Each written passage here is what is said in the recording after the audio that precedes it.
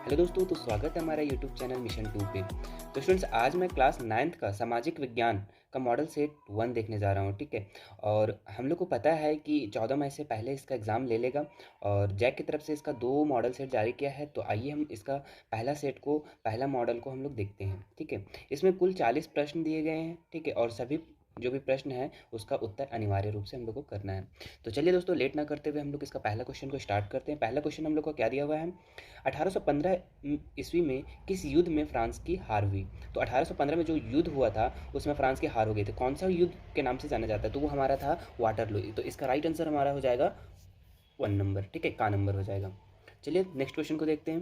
क्रांति से पहले फ्रांसीसी समाज कितने वर्गों में विभक्त था। 2, 3, 4, 5। तो देखिए दोस्तों, इसमें क्या है कि क्रांति से पहले जो फ्रांसीसी समाज था वो 3 वर्ग में विभक्त था। तो दोस्तों कौन कौन से वे 3 वर्ग थे, तो वो 3 वर्ग में थे और 3 वर्ग उसका कौन कौन थे, तो पादरी वर्ग, कुलीन वर्ग और वकील वर्ग, है ना। चलिए नेक्स्ट क्वेश्चन को हम लोग देखते हैं। चर्च के विशेष कार्य को करने वाले व्यक्तियों के समूह को क्या कहा जाता था, ठीक है। तो चर्च के विशेष कार्य को करने वाले व्यक्तियों के समूह को क्या कहा जाता था दोस्तों, तो पादरी वर्ग कहा जाता था। क्या कहा जाता था, पादरी वर्ग। तो इसका राइट आंसर क्या हो जाएगा, ग नंबर। चलिए नेक्स्ट हम लोग देखते हैं 4 नंबर। क्या दिया हुआ है, फ्रांस का संविधान किस वर्ष बना। बहुत बहुत इंपॉर्टेंट क्वेश्चन है दोस्तों, इसको हम लोग याद कर लेंगे। ये 1791 में फ्रांस का संविधान कब बना हम लोग का, 1791 में। तो इसका राइट आंसर हो जाएगा ग नंबर, ठीक है। 5 नंबर हम लोग देखते हैं। फ्रांस में 1793 और 1794 ईस्वी के मध्य के काल को किस नाम से जाना जाता है। कहने का मतलब क्या बोल रही है, 1793 और 94 के जो बीच का जो काल था उससे किस काल को, उसे किस नाम से जाना जाता है ना। तो आतंक का राज, निरंकुश राज या गणतांत्रिक राज या तानाशाही राज। तो इसका राइट आंसर हो जाएगा का नंबर। क्या हो जाएगा, का नंबर। आतंक का राज इसका राइट आंसर हो जाएगा। चलिए नेक्स्ट क्वेश्चन को देखते हैं 6 नंबर। 1917 से पूर्व रूस पर किसका शासन काल था, ठीक है। तो जार निकोलस 1 का या जार निकोलस 2 या 3 का या 4 का, है ना। तो यहाँ पे हम लोग का इसका राइट आंसर हो जाएगा खा नंबर, जार निकोलस 2, है ना। जार निकोलस द्वितीय भी इसको हम लोग बोलते हैं। तो खा नंबर इसका हो जाएगा राइट आंसर।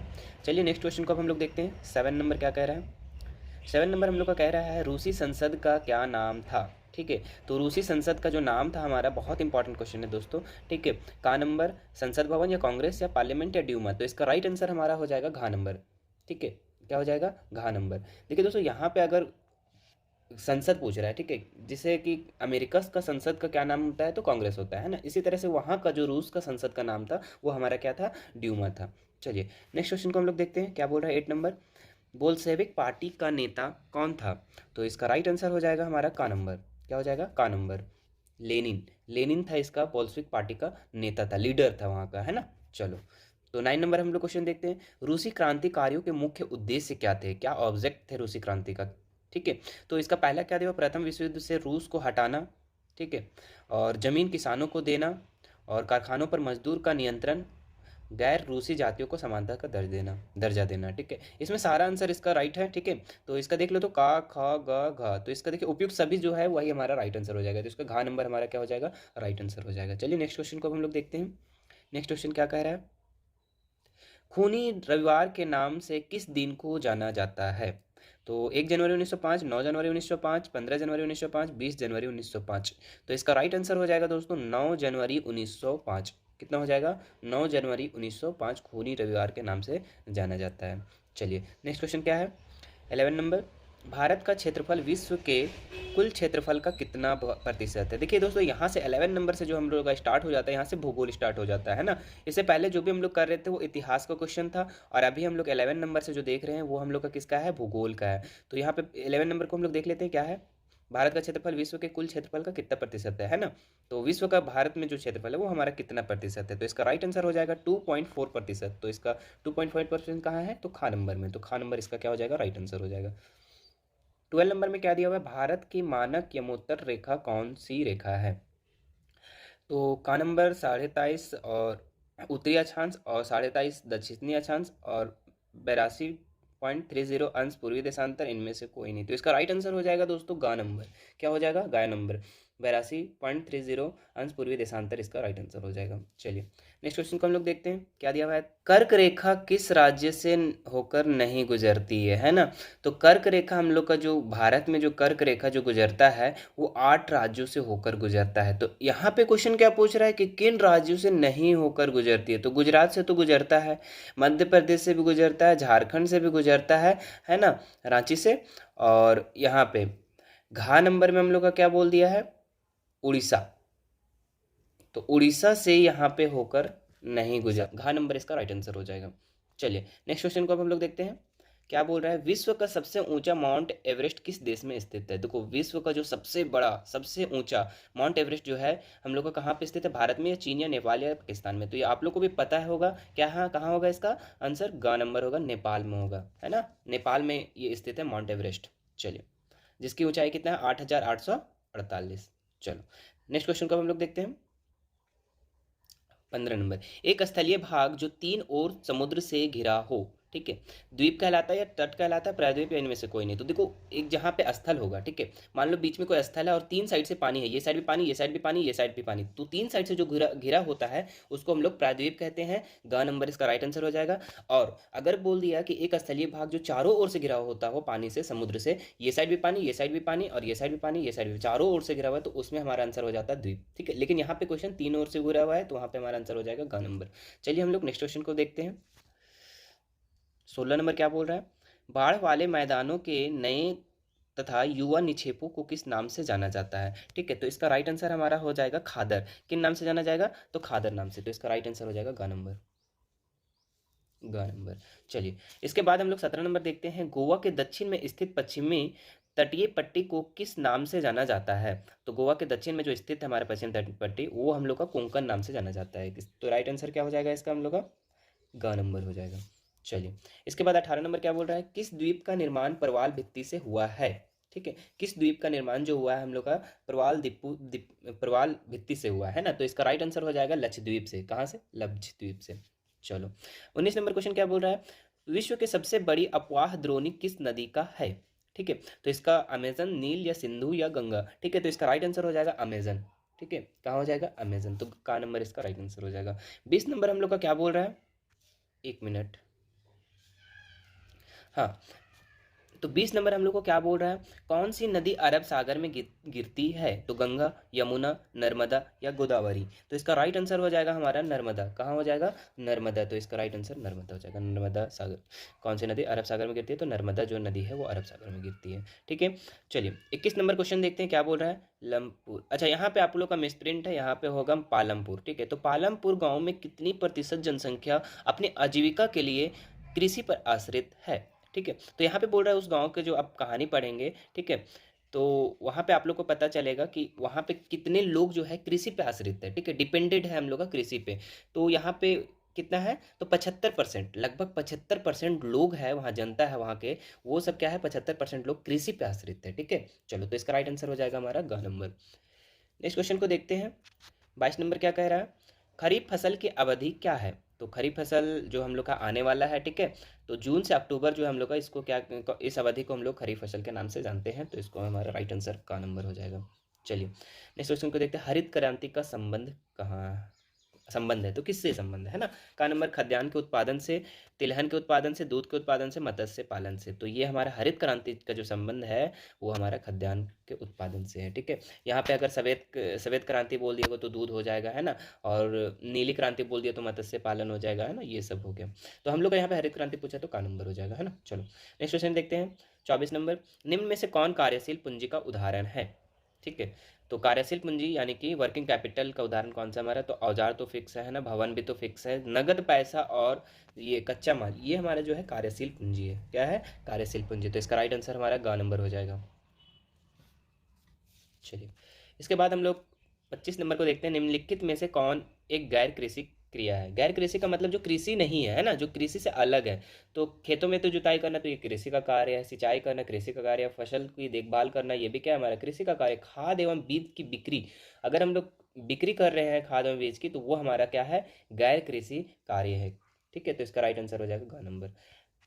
चलिए 26 नंबर को हम लोग देखते हैं क्या दिया हुआ है। नीचे दिए गए कथनों को ध्यानपूर्वक पढ़िए क्या दिया हुआ कथन 1 में, जब मानव संसाधन को शिक्षा तथा स्वास्थ्य के द्वारा विकसित किया जाता है तब इसे मानव पूंजी का निर्माण कहते हैं। तो ये तो सही लग रहा है ना। नेक्स्ट पढ़ते हैं। मानव पूंजी में निवेश भौतिक पूंजी की भांति का प्रतिफल प्रदान करता है। तो इसमें देखिए दोस्तों दोनों सही है, ठीक है, 1 कथन और 2 कथन दोनों सही है। तो देखो कौन सा उस ऑप्शन में ये दिख रहा है आपको, तो ये तो 1 2, तो गा नंबर इसका राइट आंसर हो जाएगा, ठीक है। कथन 1 और कथन 2 दोनों सही है। चलो 27 नंबर क्या बोल रहा है, किस प्रकार की जनसंख्या अर्थव्यवस्था की परिसंपत्ति है, ठीक है। तो किस प्रकार की अर्थव्यवस्था, किस प्रकार की जनसंख्या अर्थव्यवस्था हम लोग का क्या है, परिसंपत्ति। तो शिक्षित एवं स्वस्थ जनसंख्या, शिक्षित एवं अस्वस्थ जनसंख्या, अशिक्षित एवं स्वस्थ जनसंख्या, इनमें से कोई नहीं। तो देखो जो अच्छा होगा हम लोग के लिए, जो हम लोग के अर्थव्यवस्था के लिए, तो शिक्षित और स्वस्थ जनसंख्या है ना। चलो तो इसका राइट आंसर हमारा तो क्या हो जाएगा। चलिए 28 नंबर क्या बोल रहा है, नीचे दिए गए कथनों में से कौन सा कथन बेरोजगारी को सही तरीके से परिभाषित करता है ना। तो बेरोजगारी में क्या होता है, चलो देख लेते हैं इसका क्या दिया हुआ है। का नंबर क्या दिया हुआ है, जब प्रचलित मजदूरी की दर से कम मजदूरी पर लोग काम करते हैं। तो ये तो बेरोजगारी नहीं है, है ना।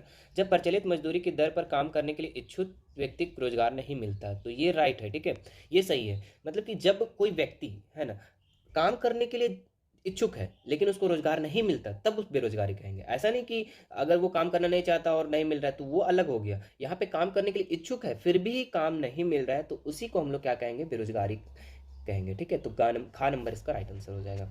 चलिए इसका 29 नंबर को हम लोग देखते हैं क्या बोल रहा है, प्राथमिक शिक्षक में नामांकन के लिए कौन से कार्यक्रम चलाए गए हैं, ठीक है। प्राथमिक शिक्षक के लिए तो सेतु पाठ्यक्रम, स्कूल लॉटोस्वीर, ये दोनों दोनों जो है ये चलाए गए, दोनों कार्यक्रम यहाँ पे चलाए गए। तो गा नंबर इसका क्या हो जाएगा, राइट आंसर हो जाएगा। चलिए 30 नंबर, मौसमी बेरोजगारी से क्या तात्पर्य है, ठीक है। जब उच्च डिग्री धारक को रोजगार नहीं मिलता, जब किसी खास मौसमी में फसल में ही रोजगार मिलता है, और जब वर्ष के कुछ महीनों में रोजगार प्राप्त नहीं होता, जब वैकल्पिक रोजगार प्राप्त नहीं होता। तो देखो दोस्तों यहाँ पे मौसमी बेरोजगार जो मौसम पे डिपेंडेंट होता है, ठीक है, जब किसी खास फसली मौसम में ही रोजगार मिलता है। खा नंबर देखिए आप लोग, तो खा नंबर इसका क्या हो जाएगा, राइट आंसर हो जाएगा, ठीक है।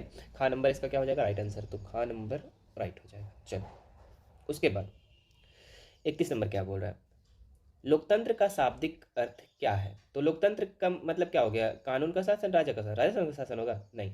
इसमें क्या है, लोगों का शासन, जिसमें जनता का शासन हो, उसी को तो हम लोग लोकतंत्र कहते हैं, है ना, जो हम लोग के भारत में है ना। चलो तो इसका हम लोग का गा नंबर राइट आंसर हो जाएगा। 32 नंबर क्या कह रहा है, इनमें से कौन लोकतंत्र की विशेषता नहीं है, ठीक है। तो 32 नंबर हम लोग को क्या बोल रहा है कि इसमें से कौन लोकतंत्र की विशेषता नहीं है, स्वतंत्र एवं निष्पक्ष चुनावी मुकाबला, एक ही राजनीतिक का दल का शासन, एक व्यक्ति का एक वोट का मोल, कानून का राज और अधिकारों का आदर। तो देखिए दोस्तों यहाँ जो है का नंबर भी इसका विशेषता है, स्वतंत्र एवं निष्पक्ष चुनावी मुकाबला, एक ही राजनीतिक दल का शासन, ये हमारा गलत है, इसका विशेषता नहीं है। ऐसा नहीं कि लोकतंत्र में तो एक ही राजनीतिक का दल शासन करेगा, नहीं, वहाँ पे आप जो जीतेगा, ठीक है, उसका शासन चलेगा। तो इसका खा नंबर क्या हो जाएगा, इसका विशेषता नहीं है, तो इसका राइट यही हो जाएगा, खा नंबर। चलिए 33 नंबर को हम लोग देखते हैं क्या बोल रहा है, इनमें से कौन सा कथन गलत है, ठीक है। तो गलत ढूंढना है इसमें, है ना। लोकतंत्र शासन का एक ऐसा रूप है जिसमें शासकों का चुनाव लोग करते हैं, ठीक है, तो ये तो सही है। अब दूसरा क्या बोल रहा है कि लोकतंत्र में अंतिम निर्णय लेने की शक्ति लोगों द्वारा चुने हुए प्रतिनिधि के पास ही होनी चाहिए, तो ये भी हमारा क्या है, सही है, ठीक है। लोकतंत्र शासन का एक रूप है जिसमें वंशानुगत शासन द्वारा शासन चलाया जाता है, तो ये गलत है, ठीक है। ऐसा नहीं है कि यहाँ पे वंशानुगत मतलब राजा का बेटा राजा बनेगा, ऐसा कुछ नहीं। यहाँ पे जो जिसको वोट ज़्यादा मिलेगा, ठीक है, तो वो उसका शासन करेगा, ठीक है। तो इसका हमारा ये कथन जो है गलत है, तो गा नंबर इसका राइट हो जाएगा। चलो इसके बाद 34 नंबर हम लोग देखते हैं, इनमें से कौन सा तर्क लोकतंत्र के पक्ष में अच्छा नहीं है। पहला क्या बोल रहा है, लोकतंत्र मतभेदों और टकरावों को संभालने का सही तरीका उपलब्ध कराता है, ठीक है। दूसरा क्या बोल रहा है, लोकतांत्रिक शासन पद्धति दूसरों से बेहतर है क्योंकि यह शासन अधिक जवाबदेही वाला स्वरूप है, तो ये भी सही लग रहा है। लोकतंत्र बेहतर निर्णय लेने की संभावना बढ़ाता है, ये भी सही है। लोकतंत्र नागरिकों का सम्मान नहीं बढ़ाता है, तो ये गलत है, ठीक है। तो ये यहाँ पे हम लोग का क्वेश्चन क्या पूछ रहा था, क्वेश्चन पूछ रहा था इनमें से कौन सा अच्छा नहीं है, पक्ष अच्छा नहीं है ना। तो अच्छा नहीं है क्या है, तो लोकतंत्र नागरिकों का सम्मान यहाँ पे बढ़ाता है, यहाँ पे बोल दिया नहीं बढ़ाता है, तो हमारा इसका राइट आंसर घ नंबर हो जाएगा। चलिए 35 नंबर हम लोग देखते हैं, पाकिस्तान में जनरल मुशर्रफ ने कब सैनिक तख्ता पलट की अगुवाई की। बहुत बहुत इंपॉर्टेंट क्वेश्चन है दोस्तों, ठीक है। तो 1992, 1994, 1996 या 1999।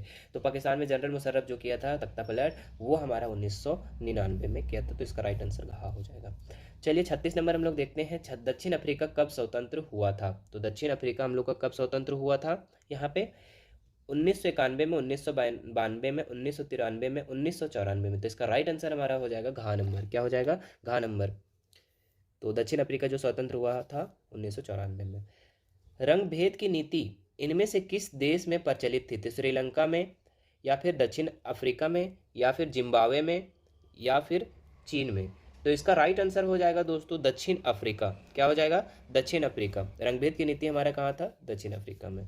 चलिए 38 नंबर क्या बोल रहा है? भारतीय संविधान सभा में सदस्यों की संख्या कितनी थी? तो भारतीय संविधान सभा में सदस्यों की संख्या 324, 250, 299 या फिर 385। तो इसका राइट आंसर हो जाएगा दोस्तों गा नंबर 299। ठीक है, 39 नंबर क्वेश्चन देखते हैं हम लोग।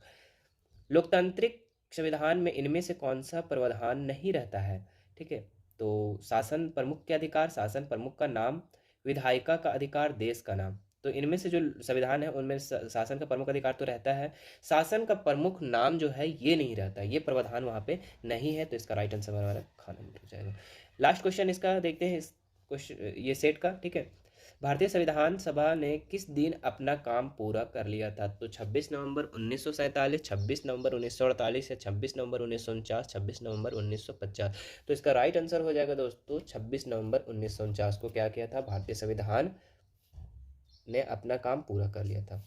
ठीक है, तो ये 40 क्वेश्चन करवाए, सारा का सारा इंपॉर्टेंट है। ठीक है, इसमें आप लोग इस वीडियो को पूरा हर जगह शेयर कीजिए। ठीक है, जो भी 9th क्लास में जो एग्ज़ाम देने वाला है उन लोग को शेयर कीजिए ताकि सबको हेल्प मिल सके, है ना।